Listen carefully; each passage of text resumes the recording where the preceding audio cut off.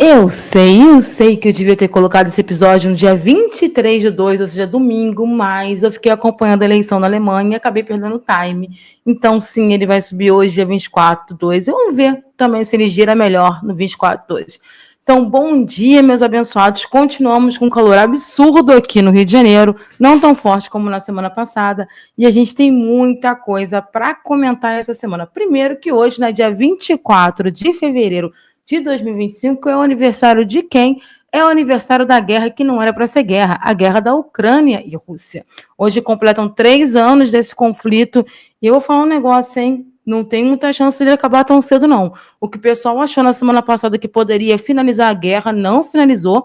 Ao contrário, hoje a gente tem um encontro de potências ocidentais, europeias, ou seja, né, meia dúzia de gatos pingados, que vão discutir de novo a guerra na Ucrânia. E já estão liberando dinheiro para Kiev, né? Do jeitinho que a nossa Juju do Pix ucraniana gosta. Eu sei que você deve pensar assim, poxa, Bia, quando você faz essas brincadeiras aí com os Zelensky, você não está tomando lado? Eu acho que a gente tem que pensar assim, tem limite. Toda guerra tem limite. A guerra da Ucrânia, ela perdeu completamente o seu propósito. Na verdade, eu acho que ela nem tinha propósito quando ela começou. Essa guerra começou por, na verdade, uma visão extremamente belicista do Biden, que resolveu turbinar essa guerra. Uma Europa que estava em decadência e viu nessa guerra a possibilidade de turbinar também o crescimento europeu. E aí o que aconteceu? A Ucrânia virou ali o muro de contenção da Europa e dos Estados Unidos com a Rússia. Essa é a função da guerra da Ucrânia, ser um muro de contenção. E por isso que tanto o Biden tinha a intenção de manter essa guerra, como também a própria Europa e a União Europeia, especificamente, têm interesse em manter essa guerra, porque eles precisam do bendito muro de contenção. O problema é que o muro de contenção não é só um espaço. O muro de contenção tem vidas. E a gente tem cidades inteiras da Ucrânia completamente destruídas por causa dessa perspectiva ultrapassada e belicista de como resolver os problemas. E, sendo hoje o aniversário de 3 anos da guerra da Ucrânia, a China fez a sua fala pontual, como sempre, deixando muito claro que está com Kremlin, ou seja, Rússia, em qualquer circunstância. Sabe o que significa, né? Estamos com a Rússia para além de questões econômicas. E essa fala é muito importante do governo chinês, porque desde a semana passada tem rolado alguns ruídos por causa da aproximação entre o Putin e o Trump. Mas, como eu já comentei com vocês, provavelmente essa aproximação está ligada, no caso do Putin, especificamente à questão da Ucrânia. Obviamente, no caso do Trump, o interesse dele é fazer esta relação se estreitar, porque ele quer afastar a China da Rússia. Mas Pequim já mandou o recado dizendo que o terceiro elemento não vai atrapalhar a ótima e excelente relação entre China e Rússia. Continuando, a gente teve ontem, dia 23 de fevereiro, a eleição alemã. E por que a gente precisa falar da eleição da Alemanha? Primeiro que a Alemanha é a maior economia da Europa. E muitas coisas que a Alemanha decide, a Europa segue. A Alemanha é meio que o norte da Europa nesse momento. E segundo, meus queridos, é que a gente tem um probleminha na Alemanha que está se estendendo para toda a Europa, que está se estendendo para os Estados Unidos, e a galera está fingindo que não tem problema, né? O probleminha na Alemanha se chama extrema-direita. A Alemanha teve uma ascensão meteórica da extrema-direita, que é a AfD, que ficou em segundo lugar. A gente não finalizou totalmente, né, as contagens lá na Alemanha, mas é o que a gente tem até agora. O CDU ganhou, isso é um fato, ficou em primeiro lugar, mas em segundo lugar ficou a AfD, que é o partido de extrema-direita que bebe nas águas nazistas. E provavelmente você viu na internet alguns analistas falando assim, a extrema-direita perdeu, Musk perdeu, porque Musk apoiou a AfD. Finalmente, um respiro. Quem falou isso, corta do teu caderninho de analista, gente, porque quem está comemorando o resultado na Alemanha está completamente perdido. É o melhor resultado em 80 anos da extrema-direita alemã. Se é em 80 anos, faz as contas, a última vez que a extrema-direita alemã esteve tão bem foi na época de quem? Do bigodinho, senhor Hitler. Então, a gente tem que parar com aquela visão extremamente poliana e normalizar, e achar assim, não, a progressismo conseguiu alguma coisa. Não, queridos. Primeiro, o CDU que ganhou não é o CDU da Merkel, tá? É sempre bom falar, é o partido da Merkel, mas não é exatamente a linha da Merkel. Inclusive, o Merz, que é o candidato que ganhou, ele foi um antagônico à Merkel, principalmente na questão da agenda migratória. Ele é muito severo na agenda migratória, e isso fez também com que ele tirasse votos lá do AfD, porque as pessoas optaram pelo conservadorismo clássico, ao invés de embarcar na loucura da extrema-direita. E nesse caso específico da Alemanha, é importante ressaltar que a gente tem vários recortes na eleição da Alemanha que servem para um exemplo no mundo todo. Em Berlim, por exemplo, na capital Berlim, o partido de esquerda, né, que chama de esquerda em alemão, ele ficou em primeiro lugar. Ele teve uma boa pontuação, a AfD em segundo. No caso dos jovens na Alemanha, as pessoas até 30 anos de idade votaram em sua maioria no partido de esquerda. Em segundo lugar, de novo, a AfD, mostrando que a polarização não é um problema do Brasil, a polarização é no mundo todo.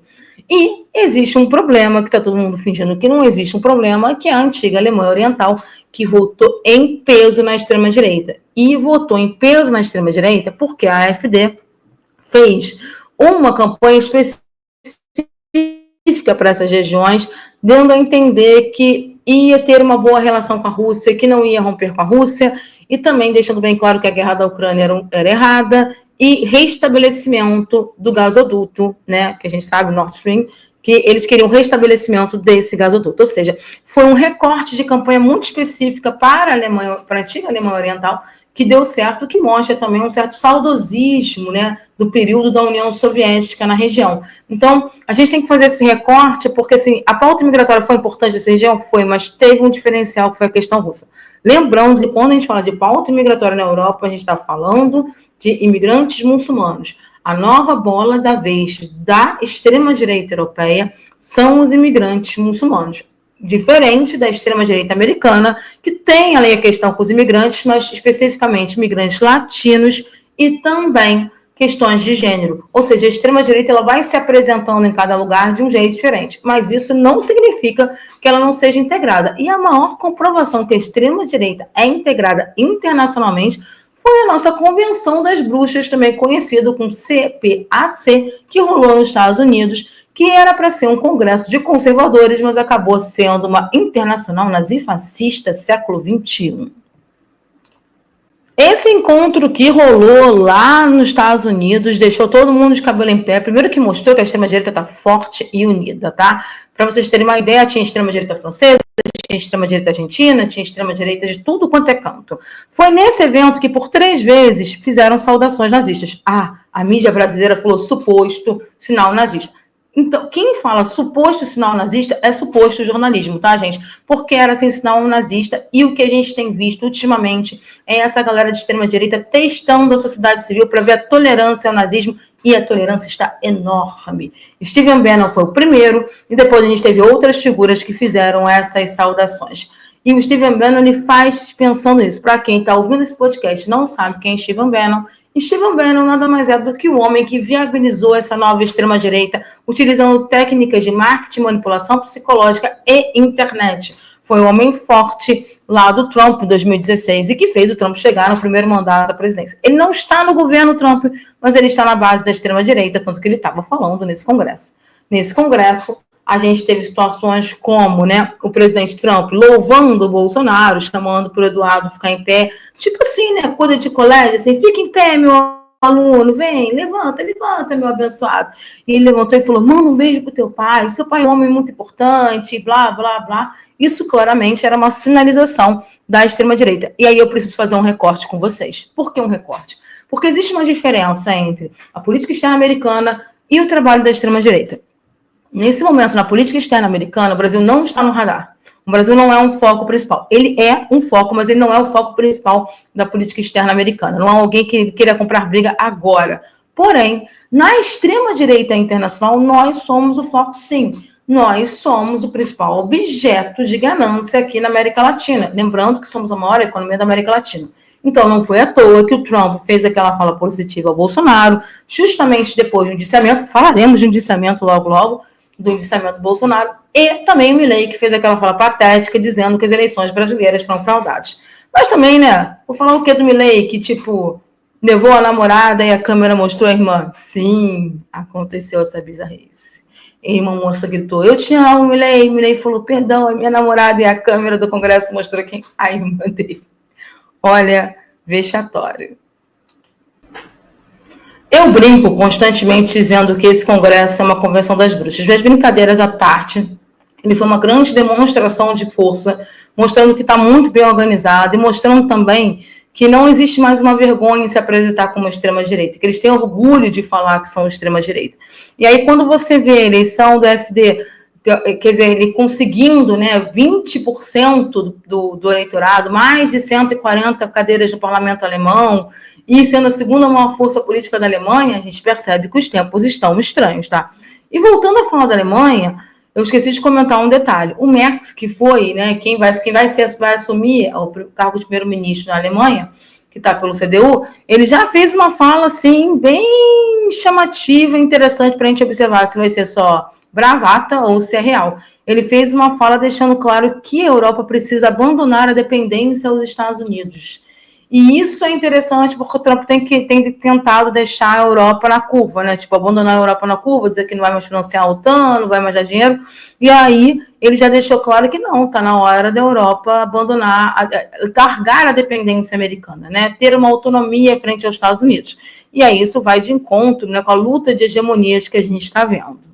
Saído muito dos noticiários, mas tem acontecido muita coisa importante. Uma coisa importante que eu acho que a gente tem que falar sobre o Oriente Médio, que a gente está indo para o Oriente Médio agora, é falar que a gente teve o sepultamento, na verdade, o funeral, né, do Nasrallah, ontem, dia 23/2. Minto. Sábado, dia 22/2. Minto de novo, dia 23/2. Gente, eu comecei a confundir as datas, isso acontece, tá? Foi no domingo, o funeral é porque eu estava pensando em fuso horário, mas vamos lá. Foi no domingo, no funeral, e esse funeral, ele foi muito forte, uma grande demonstração de força no Oriente Médio do Hezbollah. Quem é o Nasrallah, para quem está por fora? Nasrallah era a grande liderança política do Hezbollah, política bélica, era o grande cabeça do Hezbollah, foi a pessoa que foi responsável por transformar o Hezbollah nesse grande grupo extremista, grupo político, aí vai de acordo com a linha que a pessoa vai acreditar que é. E o Nasrallah, ele foi assassinado ano passado por Israel durante a ofensiva, né, de Israel ao Líbano.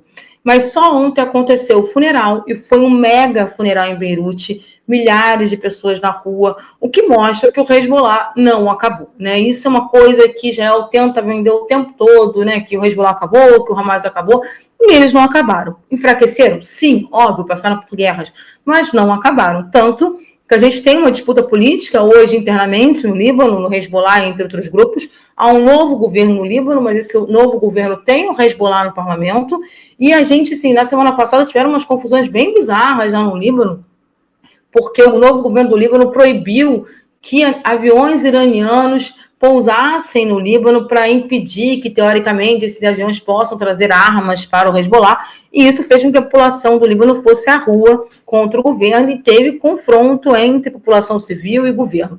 Então, o clima não está tranquilo, e ontem foi uma grande demonstração de força, inclusive para o Ocidente. Foi muito pouco coberto, né? A gente sabe disso, que se precisar, eles não vão passar esse tipo de informação, como se o mundo, né, fosse um mapa mundi lá do século XV, né, onde só tem uns pedacinhos, como se o mundo fosse a Europa Ocidental e os Estados Unidos, mas isso é uma demonstração de força importante para o grupo e importante também para a geopolítica da região, já que Israel tem um grande parceiro hoje, que é o Trump, e o Trump está ali defendendo limpeza étnica em Gaza, está defendendo uma guerra contra o Irã.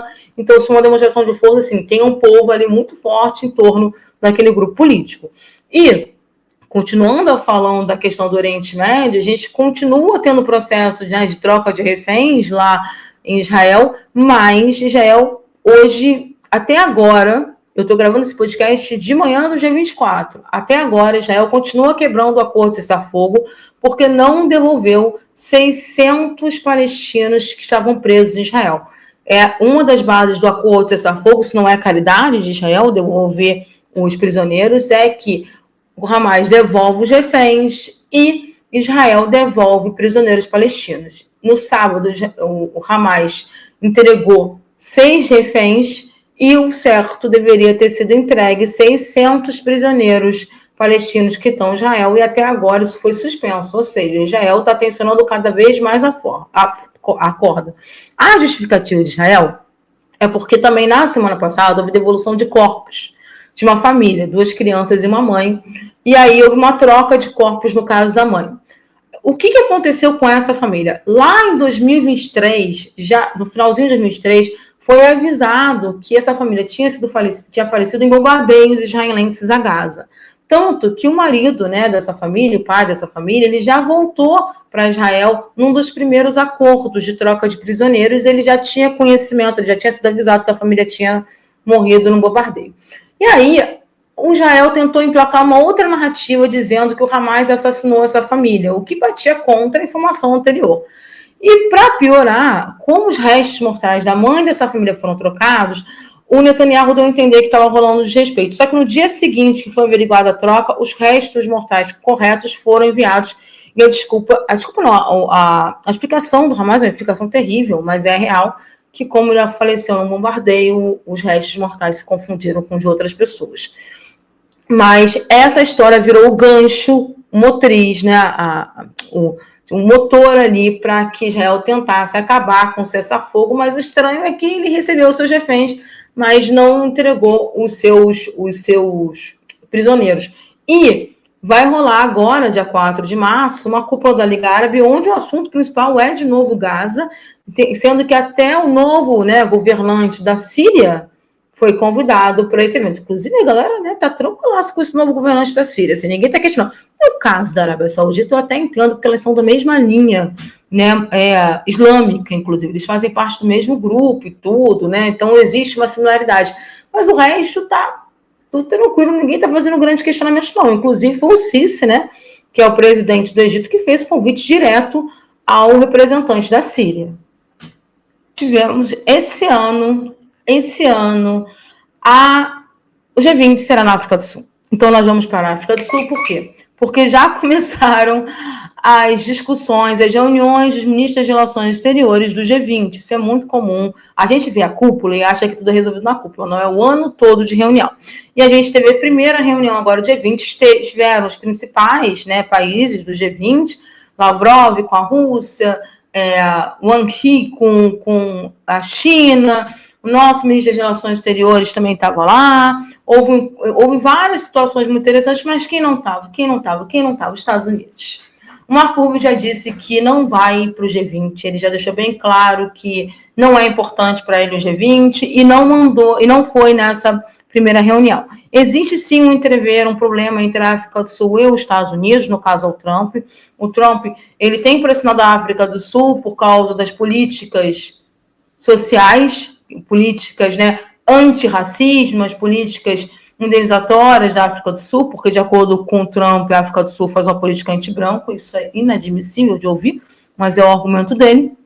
E essa questão de sair do G20 vai muito nessa vibe, né, do Trump de ser contra essa nova ordem mundial, ele vê de forma negativa essa nova ordem mundial, ele não quer mundo multipolar, ele quer hegemonia total dos Estados Unidos, então ele quer desqualificar qualquer órgão internacional de mediação, e o G20 é um deles. Só que assim, não existe vacância, né, de poder.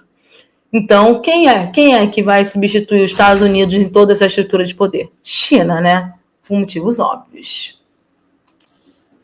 E para finalizar esse giro, um assunto internacional bombou e dessa vez tem a ver com a gente. Quem? O indiciamento de Bolsonaro, porque sim, bombou no mundo todo. O Bolsonaro foi indiciado por crimes de golpe de Estado, formação de quadrilha e um monte de outras coisas. Eu espero do fundo do meu coração que eu acorde um dia ligando a TV com a Polícia Federal na porta da casa dele, mas foi uma vergonha internacional que o Bolsonaro, que um presidente esteja sendo indiciado pela justiça brasileira por tentar o golpe de Estado. E justamente por causa do indiciamento contra o Bolsonaro, que ficou claro que a extrema-direita internacional, tipo, opa, estamos perdendo espaço no Brasil, e fizeram aquela história lá naquela Convenção das Bruxas nazifascista de enaltecer o Bolsonaro, dizer que é um perseguido político, aquelas coisas todas que a gente conhece. Eu espero, sinceramente, que a gente tenha o prazer de ver esse senhor preso, porque, assim, pelas atrocidades que ele fez nesse país, ele merece estar preso. E a extrema-direita merece estar meio desbaratinada aqui. Lembrando que ela tem outros quadros aqui no Brasil. Ela tem Tarcísio, ela tem Zema, ela tem Caiado, ela tem vários outros quadros políticos que podem substituir o Bolsonaro, mas que não têm a força política do Bolsonaro. E o indiciamento dele foi um escândalo mundial, tá? Então é isso, meus queridos. Quem quiser acompanhar diariamente, né, as questões nacionais e internacionais, é só me acompanhar no X ou me acompanhar no TikTok. Todo dia tem vídeo falando sobre tudo. É a mesma @Biazita Gomes. E quem quiser ficar ouvindo as coisas no dia a dia, isso aqui vai estar no Spotify e também no YouTube Music. Beijos, galera, e qualquer coisa eu vou atualizando vocês por aqui.